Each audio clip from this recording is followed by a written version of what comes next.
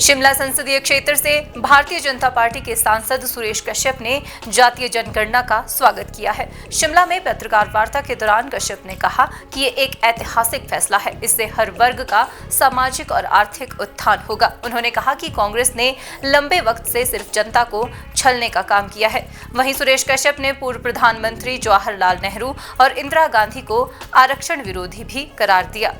भाजपा के पूर्व प्रदेश अध्यक्ष एवं सांसद सुरेश कश्यप ने मीडिया को संबोधित करते हुए देश में जातिगत जनगणना के निर्णय के लिए प्रधानमंत्री नरेंद्र मोदी का अभिनंदन किया और कहा कि ये जातिगत जनगणना पारदर्शी तरीके से समाज के व्यापक हित के लिए की जाएगी।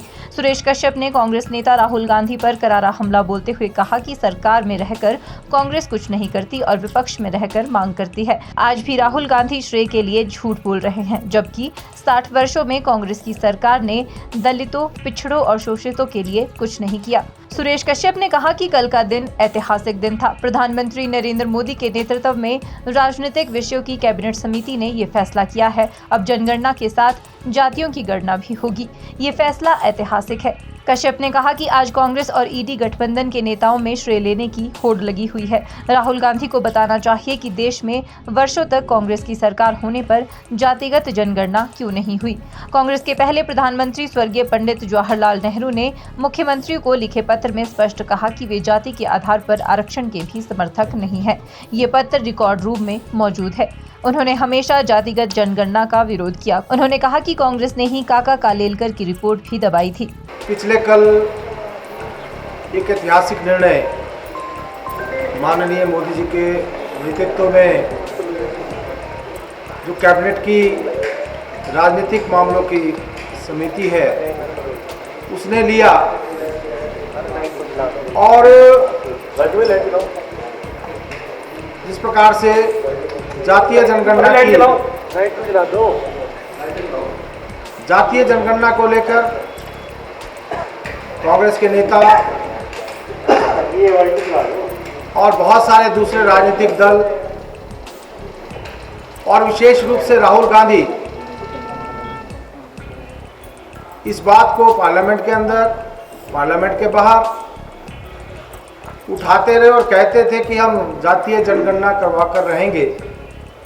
कल माननीय मोदी जी की जो कैबिनेट कमेटी हुई उसने ये निर्णय लिया कि जातीय आधार पर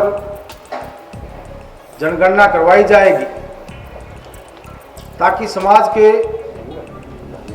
सभी वर्गों को सामाजिक और आर्थिक दृष्टि से उनका उत्थान हो और देश में भी तरक्की हो।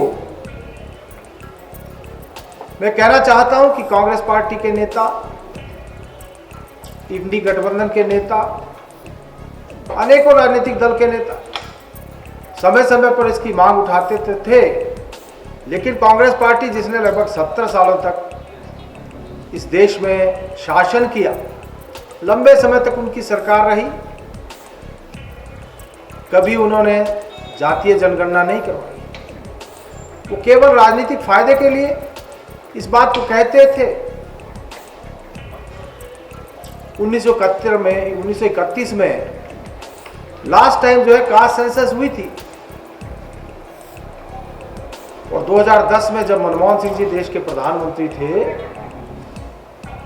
उन्होंने लोकसभा में कहा था कि हम कैबिनेट में कास्ट सेंसस के ऊपर विचार करेंगे। उसके लिए एक मंत्रियों का समूह भी बनाया गया और ज्यादातर राजनीतिक दलों ने उस समय इस बात की संतुष्टि भी की थी। लेकिन उसी सरकार में केंद्रीय मंत्री रहे श्री पीवी चिदंबरम,